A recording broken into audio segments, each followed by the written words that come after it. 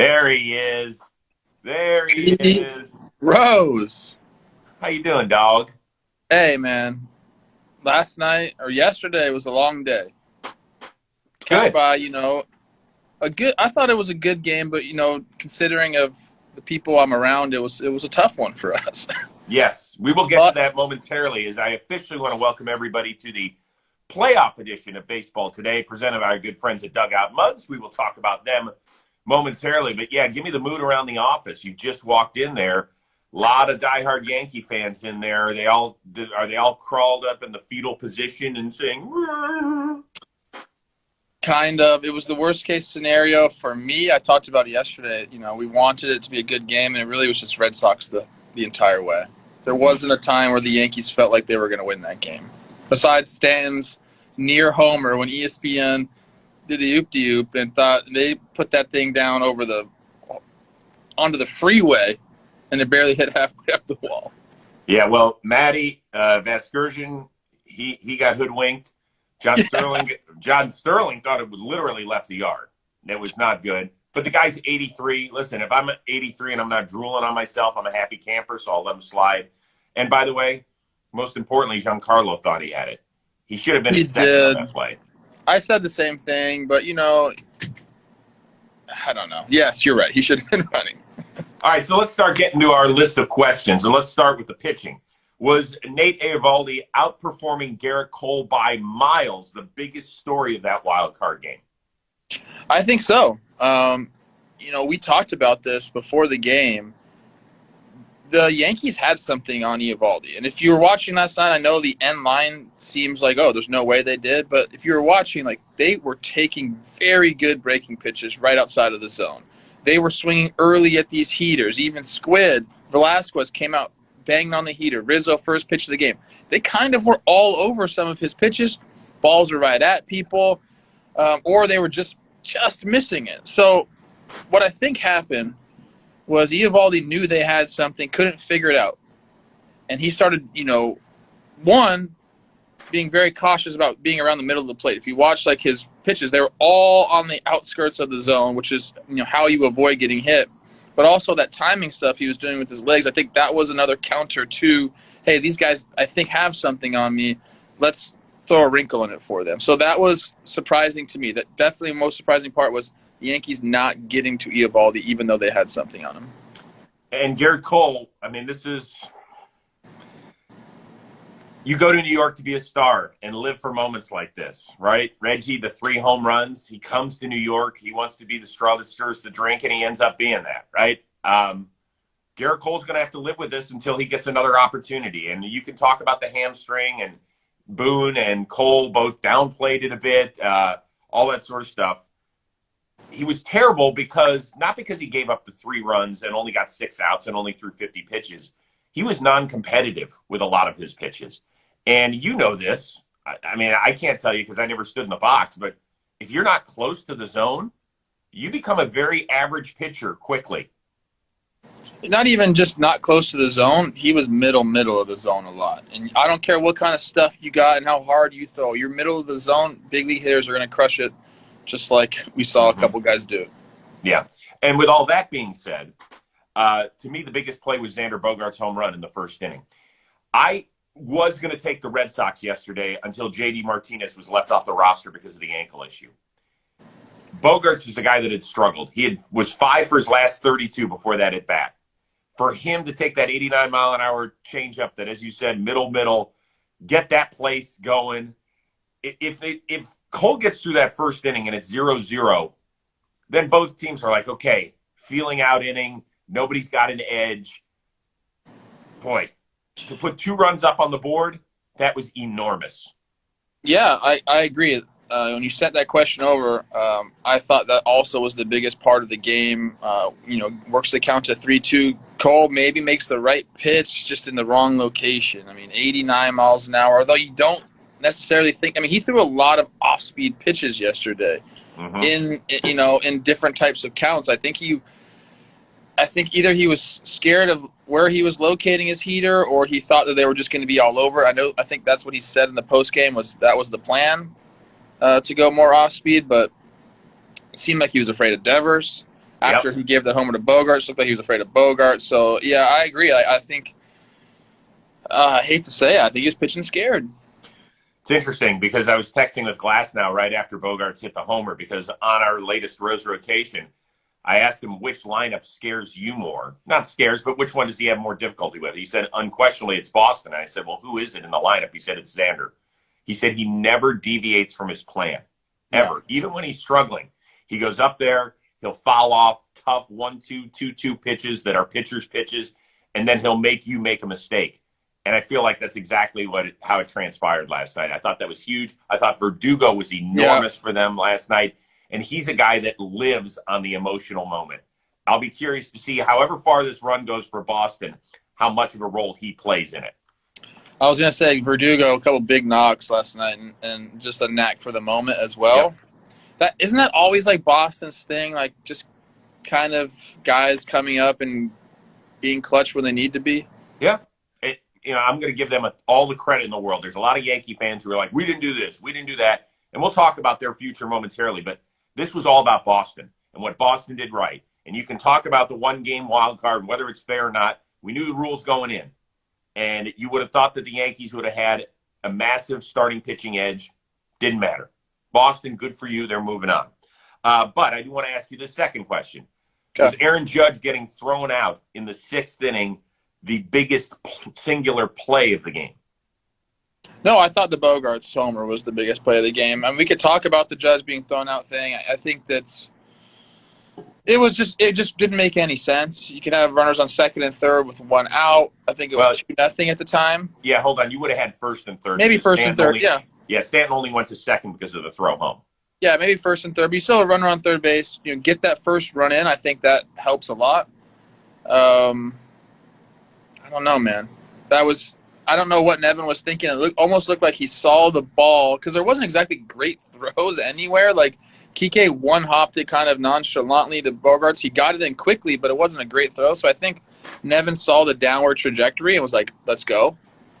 But Bogarts had the ball and didn't really have to hammer anything home. He just kind of had to toss it in there, and Judge was out. I thought Judge had a bad route to third base. Looked like he stutter-stopped at second a little bit, and then his route was way too far away. So that was maybe not the most important play of the game, but the most deflating play of the game for the Yankees. Yeah, I think that might be a better term for it. Phil fucked up. It's that simple. When you everything is time and place in sports. If it's 1-1, if it's 3-3, I'm good with it. You're down 3-1, and all of a sudden you're in the sixth inning where people start counting outs a little bit. You damn well better make sure 100% that you're it wasn't close. Yeah, it was by 10 to 12 feet. It wasn't like bang bang. It wasn't like two great relays. Bogart's throw was phenomenal, but that's a throw that guy makes. He was at second base. It was just a pitch and catch, easy. Right. So that's what I'm saying is that you can, with Gallo and Gleyber Torres coming up, a couple of guys that can leave the yard and quickly give you guys a 4-3 lead. That's a play. If I was a Yankees fan, I'd circle it. And by the way, is it Katie Strang? I apologize if I'm getting her name wrong. She always puts out great stats on the Yankees, I see. And I should have written it down, so I apologize if it's wrong. She pointed out right after that happened that the Yankees were tied for the most runners thrown out at home this year, 22. Ooh. They were tied with the Kansas City Royals. You cannot have that. Didn't I implore people yesterday that every 90 feet counts? Every 90 feet. That's why I wanted to see Giancarlo busted out of the box in the first inning instead of stand and stare. I don't know if he would have made it to second, but, man, you got to give your team every opportunity, and that includes base coaches who screwed up yesterday. It just wasn't a good game for the Yankees in any facet, really. Right, actually, I'll tell you who played well. It was Katie Sharp. Thank you, Robbie Scirocco. I apologize. That's she's great. She fault. Is really good. Everyone follow her. I'll tell you who looked good for the Yankees. Gleyber Torres at second base. It's a really nice place. Great. That's about it. All right, last part of this, we're going to talk a lot about Boston tomorrow because they're moving on to Tampa to face the Rays. We will not be talking about the New York Yankees anymore this postseason unless they make some organizational decisions. So what's the biggest change you would make if you were in charge of the Yankees this offseason? I mean, they need a shortstop. Like you gave, Anthony Velasquez a start in the wild card game. He got one pitch and was taken out. Then you moved your third baseman over to play short, and they need a shortstop. You need a captain of the infield. I think defense still matters a ton in this game. So they need that. They probably need a catcher. I don't think they're bringing Gary back, and they're going to move on from that situation. They need a lot, dude. Like I know their pitching graded out well, and at the end of the year, the numbers were pretty good actually. But I still think they need more starters. It's a whole thing, and you talk to the guys in here about what they need, and whole organizational philosophy change. So it's everything, man. This team, Boone said last night. He said the league is caught up to us. The league been caught up to you, bro. No. They have to catch back up to. They're 2 or 3 rungs behind right now. Yes, especially in the AL East. 1,000%. Okay, these guys. Yeah, so there's a lot. Plouffe, I don't root for the Yankees. I don't root against the Yankees. I just am a baseball fan, and when I watch them, I see an unathletic, old team that is uninteresting. I'll be honest with you. Waiting for a 3-run homer is not interesting to me. They don't play good defense. They don't run the bases well. What do they do? If you look at the Yankees, what do they do well? I mean, like I said, their pitching graded out well, but I wouldn't say they were great. They kind of backed into a decent bullpen at the end of the year. Yeah. But Their I don't bullpen know. is excellent. Their bullpen is excellent. Other than that, what do they do great? Nothing. Okay. They're kind of hamstrung. They got to make a decision on Aaron Judge. Is this the offseason? Because he's going to enter his walk year coming up. They need Aaron Judge. Okay, fine. But he's ain't coming cheap. So No. You're going to have a pitcher that's $324 million. You're going to have Aaron Judge, who's over $250, I'm guessing. You're going to have a shortstop. If you want to get one of the high-end ones, that's another $200 million. At some point, you have to do a better job of developing some of your younger players and finding some cheaper solutions in critical spots. You haven't done that well.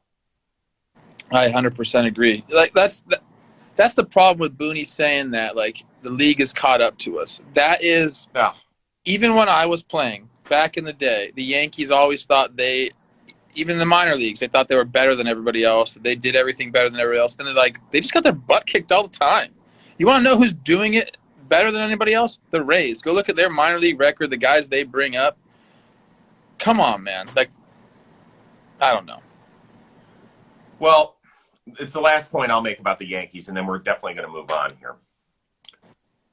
They are, and you said it already, with the American League East, the Rays are in a better spot.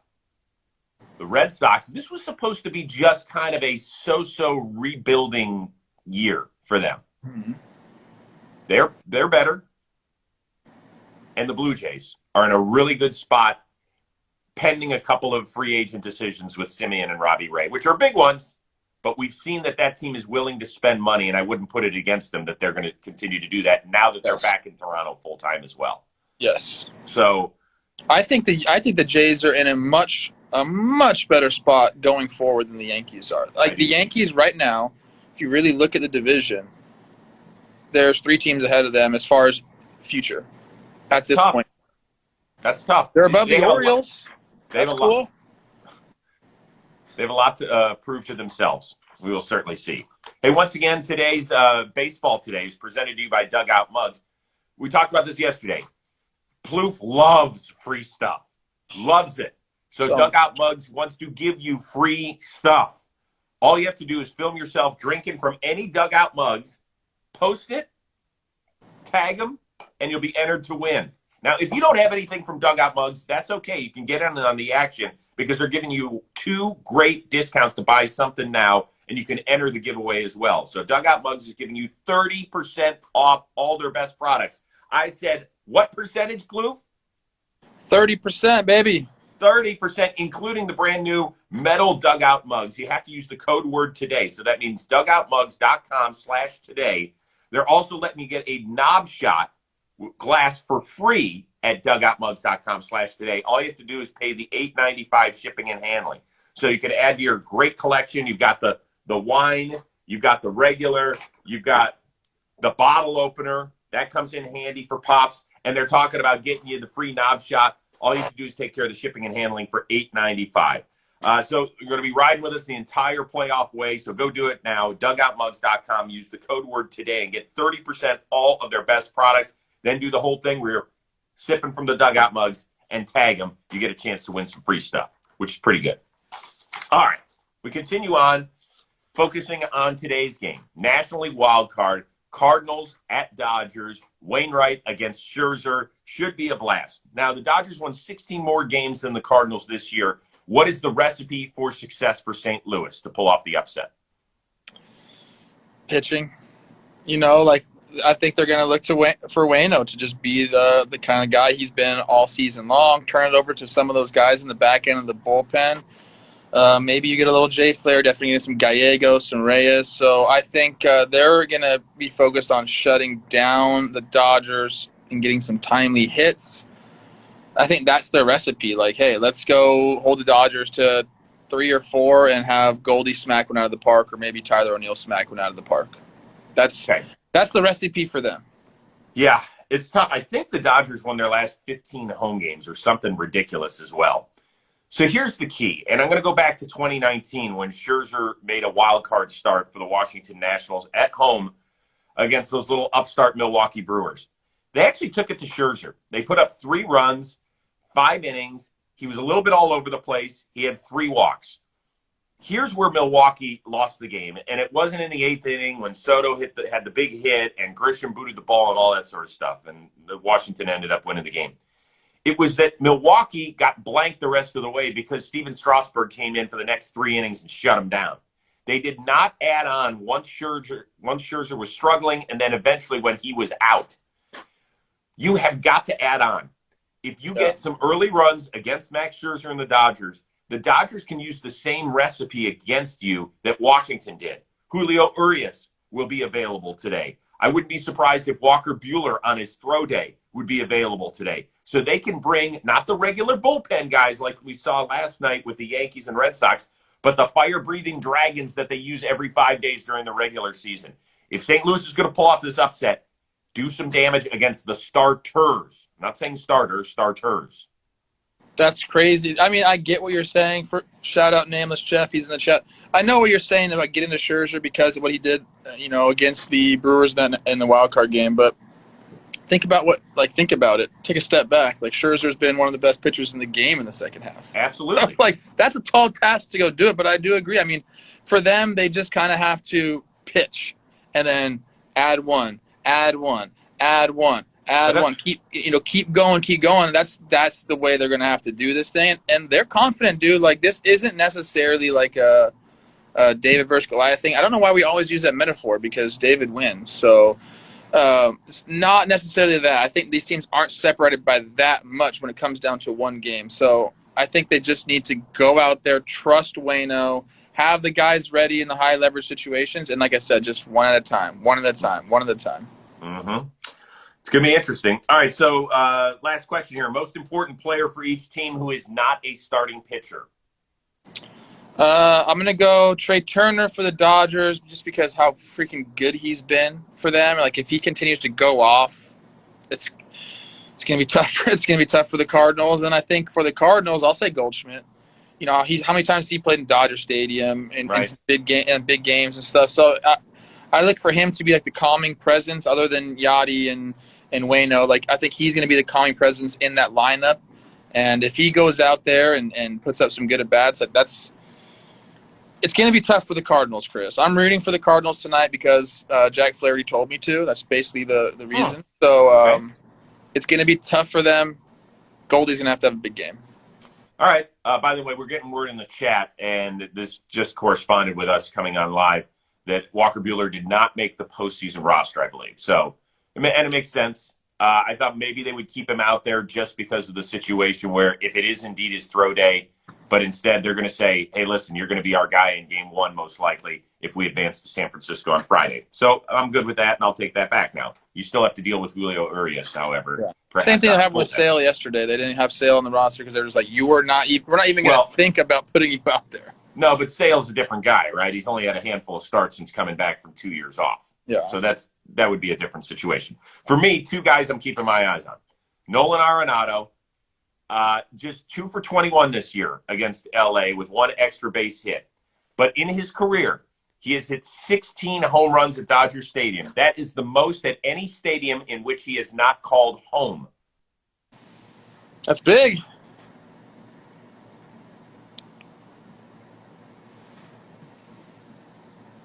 We can't hear you.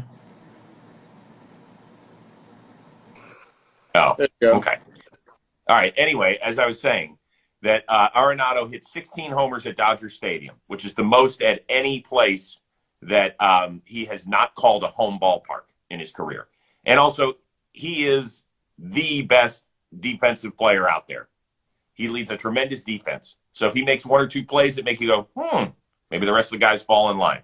For the Dodgers, Mookie Betts, dare I say he's a little bit of a forgotten man. His batting average this year, 32 points lower than his career average. His OPS was 35 points lower.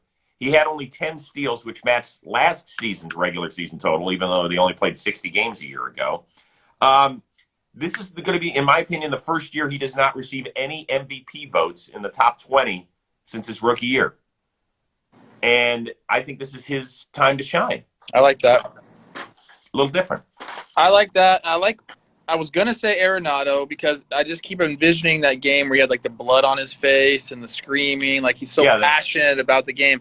I could see a few close-ups tonight, Chris, of Arenado screaming after a big homer or something like that, or maybe a big defensive play like you were saying, and then we'll be like, oh, the Cardinals are for real. Right. I want to have at least one moment like that where like, holy shit, the Cardinals are for real.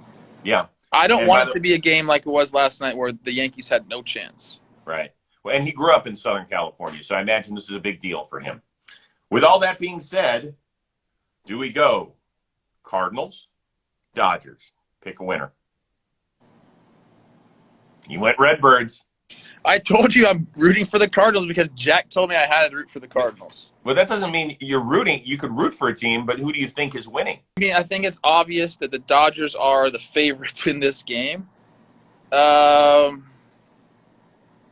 fuck it, man. Let me get the Cardinals. Cardinals moving on to face the Brewers. Or to face the Giants, excuse me. Okay. Well, I've got some bad news. I cannot find my Dodgers hat. And I asked my 16-year-old son last night, I said, have you seen my Dodgers hat? Because sometimes things have a tendency to walk away out of my office. He goes, yeah, I know where it is. I said, yeah? He goes, Vigo's got it. That's his best friend. Unreal. And I was like, dude, I used that stuff on my show. He's like, well, I can get it back tomorrow. I said, but that doesn't help me. Today's the wild card game. So I had to use Jackie Robinson 42 lid, which is still pretty fresh. Yes, it is.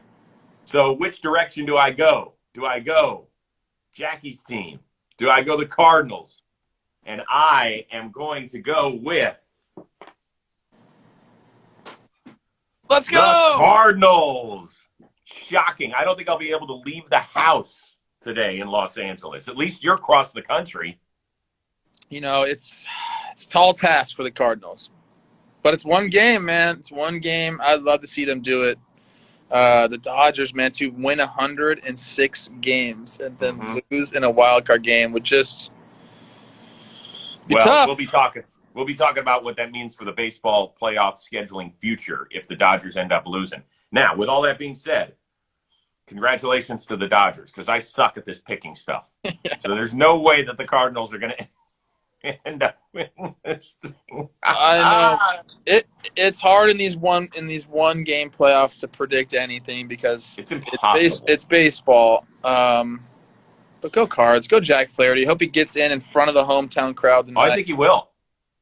I don't think there's a question. I think he's a weapon out of the bullpen this year. Love it. Go. All right, listen. This is always a blast. What do you have coming up on JOMBOY today? So much. We're going baseball, or excuse me, talking baseball after this. We'll talk about last night, preview tonight's game. I'm doing JOMBOY and Jake Radio. I'm filming a sequence. Check out my one that came out about Camilo Doval. A lot of stuff going on tonight. And then we're live streaming the game on Talking Baseball's YouTube page, 8 o'clock Eastern. We'll be on there a little bit early, but come join us because It's going to be a completely different mood tonight. Last night the mood was somber Yeah. because of the loss. Tonight it's just we're having fun watching Yeah, baseball. let's It's going to be lighten it awesome. up a little bit. I watched a little bit, and Michelle was like, "What's going on with them?" It's like they need to be a little more enthusiastic. I was like, "Honey, their team's getting their balls kicked in." That's why She's they like, did it. That's why they did it on Talking Yanks last night. "Yes, The people who were watching would be yeah." sympathetic for them. Well, I tried to FaceTime you during a commercial break. I couldn't, bro. It just was. Chaos. Look at man. It was a tough situation for me to be in last night. I know it was. I know it was. I handled it like a pro. Yes, you did. Rose rotation with Tyler Glasnow is still out. I will be taping today a special ALDS preview with Cleveland Guardians catcher Austin Hedges, who is a very funny guy. If you don't know him, he's got a great personality. So it's going to be really good to have a catcher that will break down all four teams' strengths, weaknesses. He knows each team's pitching staff. He obviously knows the hitters. It's going to be fascinating. I'm looking forward to it. I think it'll be a lot of fun. Love that. That'll be out tomorrow for a special preview, so check it out. I think you'll get some really good information and hopefully a lot of laughs. So there you go. How does Guardians feel rolling off the tongue? When they send me a free hat, a lot easier. A lot easier. So there you go. Right. Tell everybody up there hi and give them a big hug. I do feel for them. It's not fun when your season loses. It ends. It's miserable. They have no time to be miserable. We have too much stuff to do. So I know. Lose yourself in your work, guys. That's it. All right. When are you coming back, by the way? Thursday night. Oh, good. All right, cool. And then I'll see you Friday night. That'll be a good one. All right. All right, everybody. Have a great day. Thanks for tuning in to Baseball Today, a presentation of Dugout Mugs on the playoff edition. Enjoy the wild card game tonight. We'll see you back here again Thursday morning at 11 a.m. Eastern, 8 a.m. Pacific. Peace. Later.